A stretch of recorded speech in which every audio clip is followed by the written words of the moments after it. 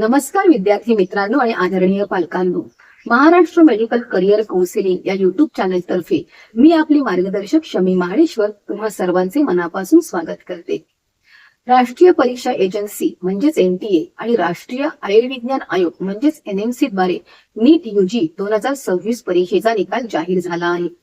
निकालानंतर वैद्यकीय प्रवेश प्रक्रियेत सहभागी होण्यासाठी प्रत्येक प्रवर्गाला किमान किती गुण मिळणे आवश्यक आहे, म्हणजेच अधिकृत क्वालिफाईंग मार्क्स काय आहेत याची सविस्तर माहिती आपण याच व्हिडिओमध्ये पाहणार आहोत. खुला आणि आर्थिकदृष्ट्या मागास प्रवर्ग जनरल EWS. खुला आणि आर्थिकदृष्ट्या मागास प्रवर्गातील उमेदवारांसाठी पात्रता निकष किमान 50% निश्चित करण्यात आला आहे. या प्रवर्गासाठी गुणांची मर्यादा 720 ते 213 एवढी असून परीक्षेत पात्र ठरण्यासाठी उमेदवारांना किमान 213 गुण मिळणे आवश्यक आहे. इतर मागासवर्गीय प्रवर्ग OBC. इतर मागासवर्गीय उमेदवारांसाठी पात्रता निकष 40 ते 50% दरम्यान निश्चित करण्यात आला आहे. या प्रवर्गासाठी गुणांची मर्यादा 212 ते 177 दरम्यान असून पात्रतेसाठी उमेदवारांना किमान 177 गुण मिळणे अनिवार्य आहे. अनुसूचित जाती प्रवर्ग SC. अनुसूचित जाती प्रवर्गातील उमेदवारांसाठी पात्रता निकष 40 ते 50% दरम्यान निश्चित करण्यात आला आहे. या संवर्गातील उमेदवारांना पुढील प्रवेश प्रक्रियेसाठी पात्र ठरण्याकरिता 177 गुण मिळणे आवश्यक आहे.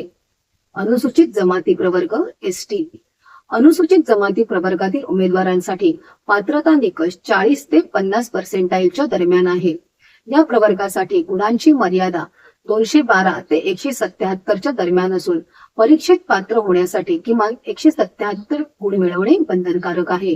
खुला व आर्थिकदृष्ट्या मागास प्रवर्गातील दिव्यांग उमेदवार जनरल EWS आणि PWBD. या प्रवर्गातील दिव्यांग उमेदवारांसाठी पात्रता निकष 45 ते 50% दरम्यान निश्चित करण्यात आला आहे. पात्रता मिळवण्यासाठी या उमेदवारांना किमान 194 गुण मिळवणे आवश्यक आहे.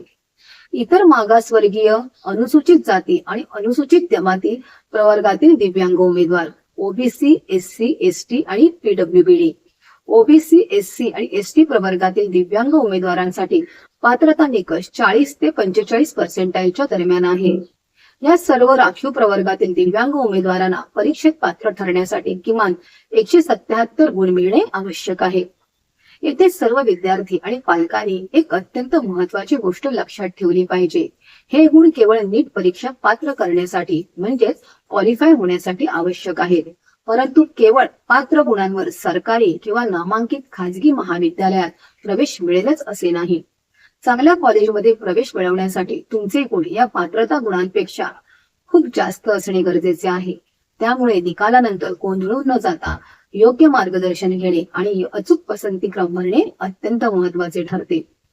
वैद्यकीय प्रवेश प्रक्रियेतील अचूक माहिती, नियमावली आणि योग्य कॉलेज निवडीसाठी आमचे महाराष्ट्र मेडिकल करिअर काउन्सिलिंग केंद्र तुम्हाला पूर्ण मदत करेल.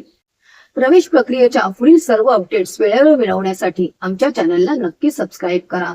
हा व्हिडिओ इतर गरजू विद्यार्थी व पालकांपर्यंत शेअर करायला विसरू नका. पुन्हा भेटूया अशाच माहितीपूर्ण पुढील व्हिडिओमध्ये.